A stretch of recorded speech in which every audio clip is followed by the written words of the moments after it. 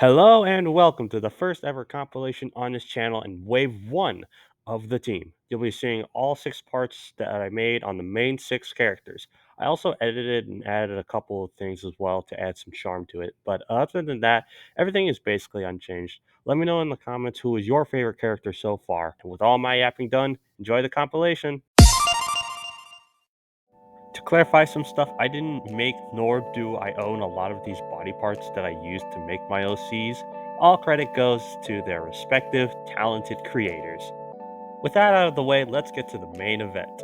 First up on the list, we have Ops. Ops, in a nutshell, is loosely based on me, but ultimately, he is way different than me. Ops is a driven, kind hearted, caring, selfless, humorous, and all around funny person. His energy is very infectious and he cares deeply for people, his friends, family, and fellow operatives. He has a great admiration for his idols and strives to be like them in many ways and follow their examples of being a good person. When he was in the womb, a huge shockwave of mixed energy washed over him, giving him all these mix of powers from these people, excluding his special ability, Synchros, which he learned. More on that later, though. Despite having these powers and looks, his life was actually pretty normal. He has two older brothers and loving and supportive parents, along with the training and occasional adventures he would go on. However, when he was 16, something bad happened. His family was gone. Not dead, but just gone, and all that was left was the destroyed remains of his once beloved home. But that isn't the worst part. Not only were his siblings and parents missing, but his cousins, uncles, aunties, and grandparents were also missing. Despite his whole family being gone, this didn't stop him. He vowed to one day find out what happened to his entire family and to use his powers and training for good and to achieve the one dream he had since he was a child, becoming an operative. Thanks to the shockwave, Ops is technically a hybrid, being part Hedgehog slash Sonic, Humanoid Cup slash Cuphead and Mugman, Kirby, Mario Bros slash Mario and Luigi, and human. He also has their abilities and powers as well. Sonic being able to run as fast as the speed of sound, turn into a ball and spin dash and use a homing attack.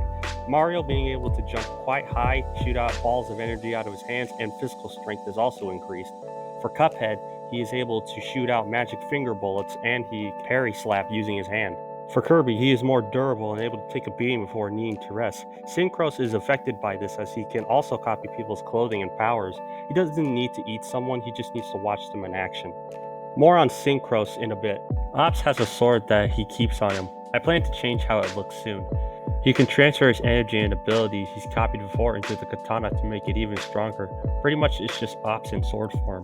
However, the special thing about Ops is that he has his own special power that he learned called Synchros. His power Synchros is similar to Matt and BF's abilities from Chino's Animated.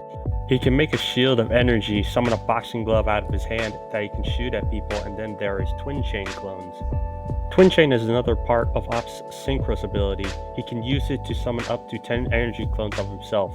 These clones share his powers, mirroring his abilities like energy shields, boxing gloves, and can shoot beams of energy. The clones are pretty durable, can act independently or together, and are summoned at will, allowing him to use them strategically in battle, whether for offense, defense, or even creating openings for himself to escape an attack. He not only has the ability to copy other people's powers, but he can store them and use their characteristics for the ability he already has, and can copy other people's appearances and powers and turn them into his own twin chain clones.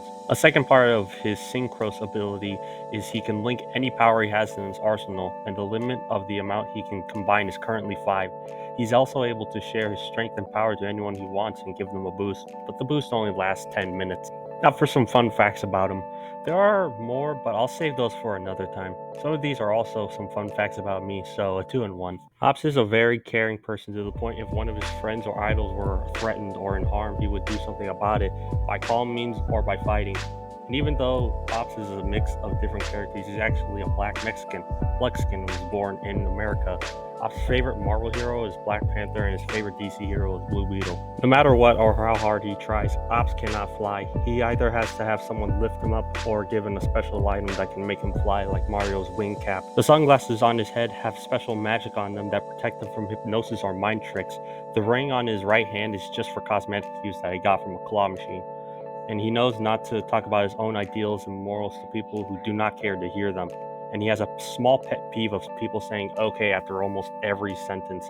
He finds it annoying, which is the same for me.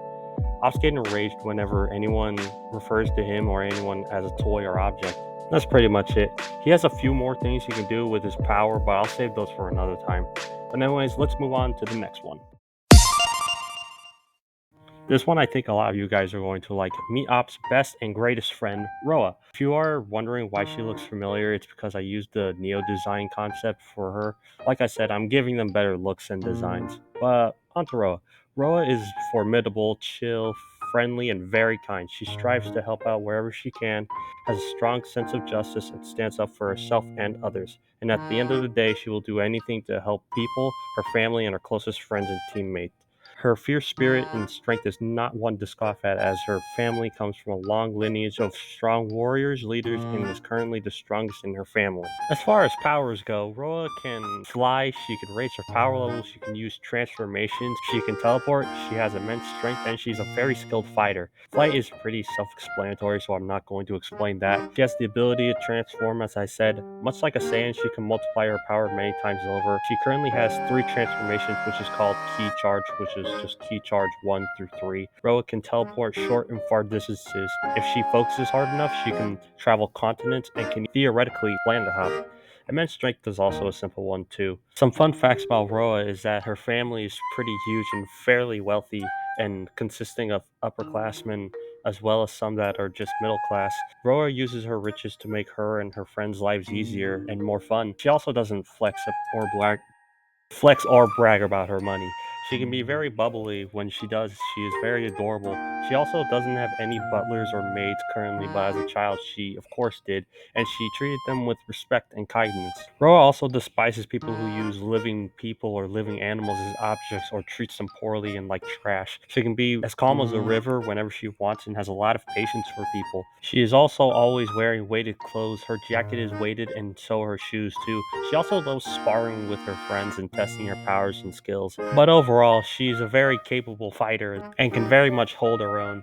Ro and Ops both agree that they don't have romantic feelings for each other and just want to be best friends, but maybe in the very far future they could be together. Ro is an only child but sees Ops like a protective big brother, even though they are the same age, which is 20. And spoiler alert, a lot of my characters are all in their 20s or early 30s. The main six are all 20 though.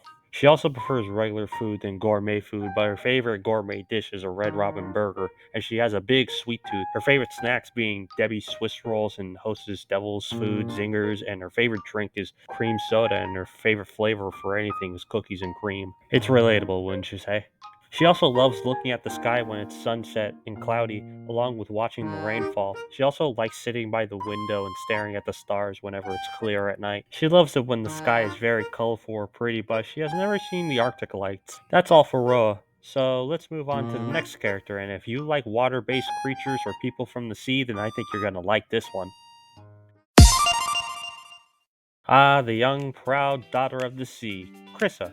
Chrysa is part of an ancient and long living race called the Aquavari. They are people that lie in the ocean, and their race is full of people who are connected to the ocean, and they are magically gifted in their own way of the water. Chrysa is much like the calm waves in the ocean, being gentle hearted, deeply empathetic, and fiercely loyal to those who she loves and cares about. Her protective spirit drives her to defend her people and her closest friends with unbreaking courage. While her heart is strong, she was kind of sheltered as a child and has left her a bit naive about the surface world, often hearing the tales and rumors told by her fellow Aquavari. She also has this childlike innocence about her which can make her seem gullible, but it highlights her trust and openness. She may sound gentle and soft, which she pretty much is, but she is well versed in aquatic magic.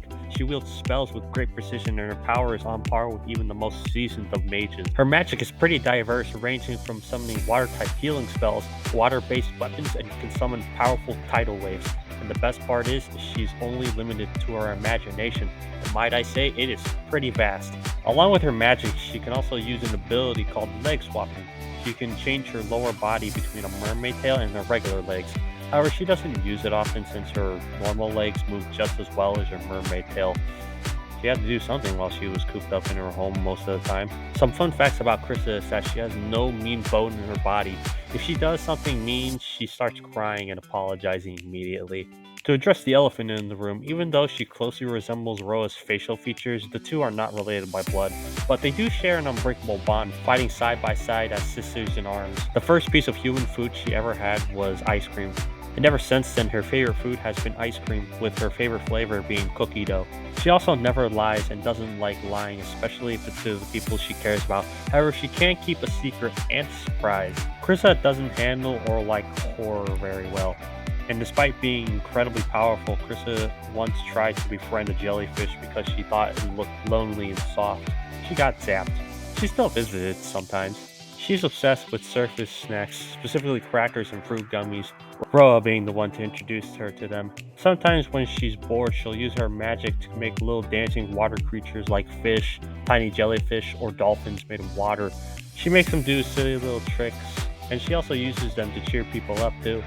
When she gets nervous or embarrassed, her fins flutter slightly, like how someone might fidget or twirl with their hair. And the last fun fact is that when she blushes, she'll try to hide it by putting up a water barrier over her face, which only makes it more obvious. So yeah, Chrysa is a pretty adorable kind of character, but she's still very strong.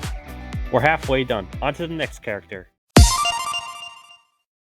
Akita, the resident Arctic wolf. She is independent, loyal, reliable, and strong. She was born into a large Arctic wolf family deep in the wild. She grew up in this kind of environment which created a strong sense of loyalty and resourcefulness in her. She learned to balance relying on her pack and developing her own independency, often venturing on solo paths to grow her skills. She understands the rhythms of the wild and is very in tune with her surroundings. She is fiercely loyal to her friends and family, but sometimes she is too stubborn to accept help. And being a wolf means she has the same abilities and instincts as one, keen sense of smell and hearing, and the basic traits of one. Akita's power is called Wolf's Spirit. She has mystical energy inherited through her wild lineage. It allows her to tap into the primal force of ancient wolf spirits that inhabit the natural world. Through training and instincts, Akita can manifest his spirit energy to enhance her physical abilities and fight with both raw strength and supernatural might. When channeling her power, Akita's claws glow with a white light and her movements become faster and more fluid. The white aura will surround her, along with her claws being red and blue. She can summon the essence of ancient wolves to aid her, sense the life force and presence in other people, and imbue her strikes with spirit magic. Spirit enhancement boosts Akita's speed, strength, reflexes, and endurance. She can also use spirit-infused claws. When her claws are enveloped in spirit energy, she's capable of cutting through magical defenses and harming untouchable foes like ghosts. Instinctual awareness amplifies her senses, allowing her to track hidden beings and spiritual presences nearby. Now for the facts. Akita has 4 other siblings, 2 sisters and 2 brothers, and Akita is the 3rd oldest, being behind her big brother and big sister, who is the eldest, as well as 2 younger siblings, a little brother and a little sister, with the sister being the youngest sibling in the family. Akita can't handle certain cold temperatures since she and her family grew up in the wild. Akita is a protective person and will act like a guard dog sometimes, but she knows when to back off. She may not say it, but she loves head pats and head rubs. She also loves it when someone brushes her tail or rubs her ears. However, she doesn't like it when people pull on her. She doesn't really sleep in a normal position, but instead she'll curl up dog style. She has a fondness of werewolves, foxes, and dogs, and her favorite creature is an Ultima. She can also make some adorable puppy dog eyes. Speaking of pups, she also loves rolling around in the fresh snow. The colder the weather, the more playful she gets. She'll act like a pup again when it starts snowing as well. Her howl is the highest pitched and most mellow. It's her way of signaling that she's okay when she's out alone. Despite learning how to be a hunter by her parents, Akita will quietly sit and watch small birds fly around her. She finds them calming. She has a necklace made from a small stone and a leather cord under her vest. It was a gift from her eldest sister after Akita completed her first solo hunt. Being raised in the wild with no light pollution, she developed a love for stargazing and often navigated using the stars at night. And the last fact is that Akita loves rabbits, not for eating, instead for how soft and fluffy they are. That's all for Akita. Let's move on to the second to last. The next person on the list is the young shogun in training, Maverick. Maverick is disciplined, fun, charismatic, focused, and calm. In battle or under pressure, his instincts and samurai training guide his moves. Outside of combat, he is witty and approachable. He is not afraid to enjoy life or offer a clever quip. His balanced personality makes him both an inspiring person and a dependable friend. Maverick's main weapons of choice are his katanas named Sol and Umbra. Sol represents the sun and Umbra represents the shadows casted by the moon. And yes, I researched both. The katanas grow in strength based on Maverick's mental, discipline, and emotional state. If his mind is chaotic, the swords lose accuracy and power, and only Maverick can wield them telekinetically. If anyone else tries, they will act like regular blades.